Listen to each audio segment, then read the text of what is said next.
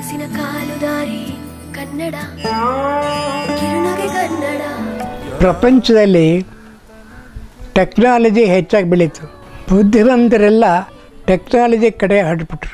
ಬೇಂದ್ರೆಯವರ ಪ್ರಕೃತಿ ಗೀತೆಗಳ ಒಂದು ವೈಶಿಷ್ಟ್ಯ ಅಂದರೆ ಬೇಂದ್ರೆಯವರಿಗೆ ಪ್ರಕೃತಿಯನ್ನು ಬರೀ ವರ್ಣಿಸೋದರಲ್ಲಿ ತೃಪ್ತಿ ಇರಲಿಲ್ಲ. ಸಂಶೋಧನೆ ಅಂತ ಅನ್ನೋದು ಕೇವಲ ಗತಕಾಲದ ಶೋಧವಲ್ಲ, ಅದು ವರ್ತಮಾನವನ್ನು ಸರಿಪಡಿಸುವಂಥ ಒಂದು ಕ್ರಿಯೆಯಂತೆ ನಾನು ಭಾವಿಸಿದ್ದೇನೆ.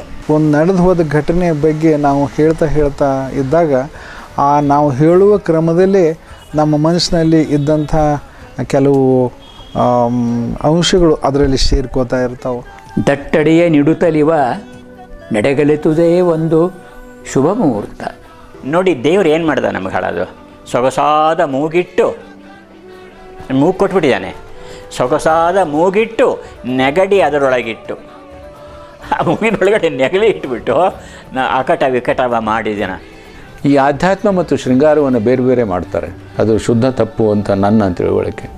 ವಾಡಿಕೆ ಅನ್ನುವಂಥದ್ದು ಅನುಕರಣೆ ಅನುಸರಣೆಗಳ ಮೂಲಕ ಸಂಪ್ರದಾಯದ ರೂಪ ಪಡೆದುಕೊಳ್ಳುತ್ತೆ. ಸಾಹಿತ್ಯ ಎಲ್ಲವೂ ಒಂದೇ, ಅದು ಪ್ರಾಚೀನ ಹಳಗನ್ನಡ, ಆಧುನಿಕ ಕನ್ನಡ, ಮಧ್ಯಕಾಲೀನ ಕನ್ನಡ ಅಥವಾ ಇತ್ತೀಚಿನ ಕನ್ನಡ ಯಾವುದೇ ಆಗ್ಬೋದು.